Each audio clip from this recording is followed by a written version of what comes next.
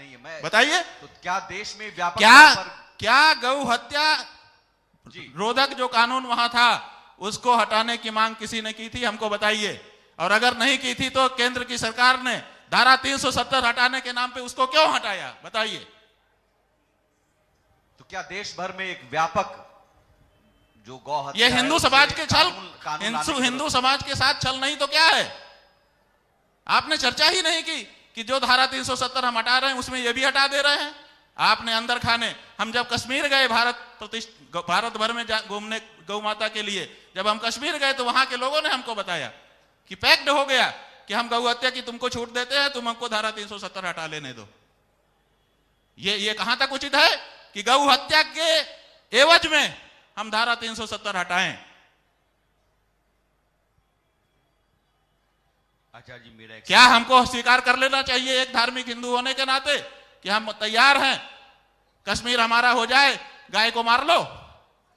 क्या आप ये चाहते हैं हमसे? क्या ये ऐसा होना राष्ट्रवादी होना होगा? फिर कौन सा राष्ट्र है जिसमें गौ हत्या होने लग जाएगी? फिर हम कौन से राष्ट्र को बनाने की बात कर रहे हैं? फिर कैसा हिंदू राष्ट्र होगा जिसमें गौ हत्या को छूट देकर के प्राप्तियां की जाएगी? हमें बताइए। आचार्य जी, मेरा एक प्रश्न है।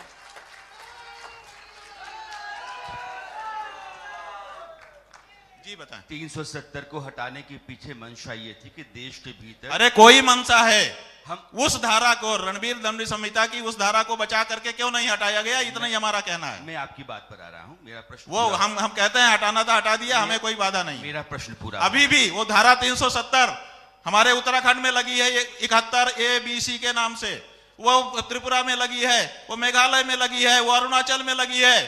आप वहां क्यों नहीं हटाते हो? केवल कश्मीर में क्यों हटाते हो? अगर आपको हटाना है, अगर वो देश की एकता में बाधक है तो दूसरे प्रदेशों में क्यों वो है? लेकिन वो आप देश से छुपा लोगे, बाकी जगह पे रखे रहोगे, क्योंकि वो आपकी राजनीति में वहां ईसाई बहुल है। ईसाइयों के साथ आप अभी नहीं लड़ रहे हो, ईसाइयों के साथ लड़ करके हिंदू वोट का ध्रुवीकरण नहीं कर रहे हो, केवल मुस्लिम वोट ध्रुवीकरण करने के लिए आप कश्मीर में उस तरह की धारा को हटाते हैं और बाकी 7 प्रदेशों में, 8-9 प्रदेशों में जो वही धारा लगी हुई है उसको क्यों नहीं हटाते हो? क्योंकि और आपकी राजनीति के मुफीद नहीं आती है। हम गौ माता का झंडा लेकर के गए दूसरे प्रदेशों में, उन्होंने हमको घुसने नहीं दिया कि हमारे पास तो ये धारा है। तब भारत की अखंडता बाधित नहीं हो रही थी, केवल वही बाधित होती है। गाय के खून के नाम पर हमें राष्ट्रवाद नहीं चाहिए, ये हम साफ कह रहे हैं। और जो हमारा विरोध, आप यही आपको घेर करके मार दो, लिज्जी कर दो, लेकिन गौ हत्या के बदले हमें कुछ नहीं चाहिए, स्वर्ग का सिंहासन भी नहीं चाहिए। जी, अब आपकी अनुमति हो तो मैं अपनी बात रखूं? आप पूरा रखिए, लेकिन हमको अपनी बात कह लेने दीजिए। अपनी बात कहने के नाम पर हमारी बात को मत बात बेजा करिए। हमको गलत ढंग से आप लोग समझा रहे हैं जनता के सामने हम धारा 370 के विरोधी हैं, हटाने के विरोधी हैं। हम धारा 370 हटाने के विरोधी नहीं है, हमने स्वागत किया उसका। हमें भी ये नहीं पता था बारीकी का, जब हम कश्मीर गए वहां पे बारीकी हमको पता चली, हमने वो कानून निकाल करके पढ़ा, विशेषज्ञों से बात की, तब हम ये बात कह रहे हैं। अब आप कहिए, अब हम कुछ नहीं बोलेंगे, हमारी बात हो गई। जी, आपकी बात पूरी हो गई है। अब मैं रखता हूं।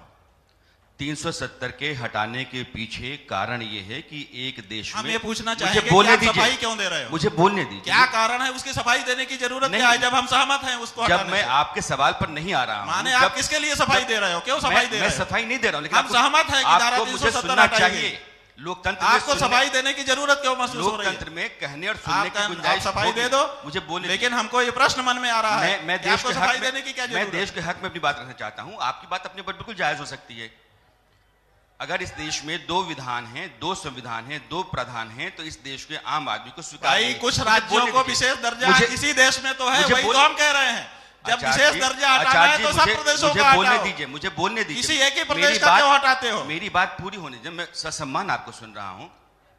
जिन आप पहाड़ी राज्यों की बात कहते हैं, वो उत्तराखंड से लेकर के पूर्वोत्तर के राज्यों तक वो विशेष राज्य का दर्जा होता है। विशेष राज्य का दर्जा जिन राज्यों के पास होता है, वहां के जनजातीय जो अस्तित्व है, उनकी पहचान है, उनको बचाए रखने के लिए संविधान में अलग से प्रावधान किया गया है। वो 370 नहीं है। और 370 के हटाने के बाद अगर बीजेपी शासित जितने भी राज्य हैं, उन सभी राज्यों में गोवंश की हत्या पर पाबंदी है।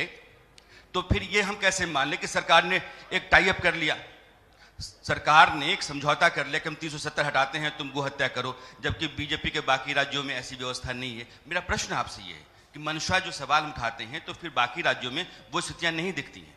ठीक है, आपने कह लिया ना। सुनिए भैया, सुनिए। मैं आचार्य जी से बात कर भाई, रहा हूं। जनता मत बोलो, आप हमारे शंकराचार्य जनता हैं। के लोग मत बोलिए। हमारे ये शंकराचार्य से हैं, बात हो उनको- रही है, वो भी उनको- अपनी बात कर रहे हैं, हम भी अपनी बात उनको कह रहे कहने हैं। का पूरा आदेश हमको देने भी का कहने अधिकार का है। हक है, उनको भी कहने का उतना ही हक है, वो पूरा अच्छा कहें। हो गया जी। आप जो हमसे पूछ रहे हैं, हम ये कह रहे हैं कि जब पूरे देश को एक करना है, पूरे देश में आप कह रहे हैं कि 2 विधान है, 2 विधान होना ठीक नहीं समझा गया, इसीलिए ये कहा गया कि एक ही विधान हो जाए। पहली बात तो यह है कि धारा 370 अभी भी पूरी तरह से नहीं हटी है, उसके कुछ प्रावधान हटे हैं, इसको पहले समझ लीजिए। जी ठीक है ना।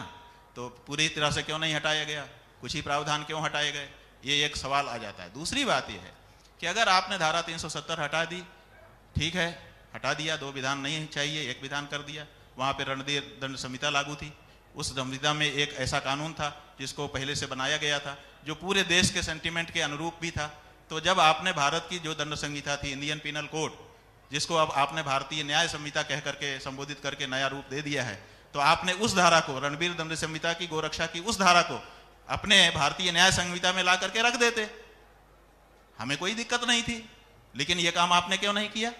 हम जो कह रहे हैं कि पैक्ट हो गया, वो इसी आधार पर कह रहे हैं कि अगर ये धारा उसमें थी और इस धारा को हटाने की कोई मांग भी नहीं थी, तो बिना मांग के इस धारा को क्यों हटा दिया गया? जबकि ये जब हम मर्ज कर रहे थे, जब 2 चीजों को मर्ज किया जाता है तो जो जो अच्छाइयां होती हैं वो एक में आ जाती है। जो गंगा जमुना यहाँ मर्ज हो रही है, जब इसकी मिली हुई धारा जाती है ना, तो उसमें गंगा के भी गुण है, उसमें यमुना के भी गुण है।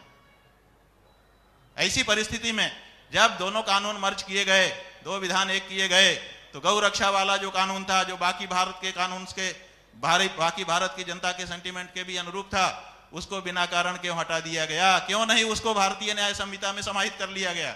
हम अभी भी कह रहे हैं, हमने सरकार के लोगों से भी कहना चाहा कि अभी भी भारतीय न्याय संहिता में उस धारा को डाल दीजिए, काम हमारा खत्म हो जाए, हम आपकी आरती उतार देंगे। लेकिन आपको आरती भी नहीं उतरवाना है हमसे, हम क्या करें? अब सच बोलना हम छोड़ दें और गाय की हत्या के बदले में हम जो है कश्मीर ले लें? ये नहीं हो सकता हमसे। गाय हमारे लिए पूजनीय है और उसके बदले में इंद्रासन भी हमको नहीं चाहिए। आपको अपना प्रधानमंत्री का पद चाहिए हो, आपकी बात है, हमें नहीं चाहिए। हम हिंदू हैं और हिंदू होने के नाते गाय के प्रति अटूट आस्था हमारे पूर्वजों की भी रही है और हमारी भी है। जी, नहीं, किसी भी सनातनी को इस बात पर सहमति हमेशा होगी जो आप कह रहे हैं। अगर गो हत्या को लेकर के कश्मीर में कानून बनाया जाता है तो सरकार का ये दायित्व बनता है कि वो बनाया जाना चाहिए 370 को हटाते समय। अगर आपका ये प्रश्न है कि यह जो एक मुद्दा रहा है, अगर इसका समाधान सरकार निकाल लेती है तो 370 की वापसी पर कोई ऐतराज आपको नहीं बिल्कुल, है। बिल्कुल यही बात है, इसी रूप में समझिए। हाँ, यही हम कह रहे हैं कि समझने में भूल हो गई भैया को, हमने यही कहा।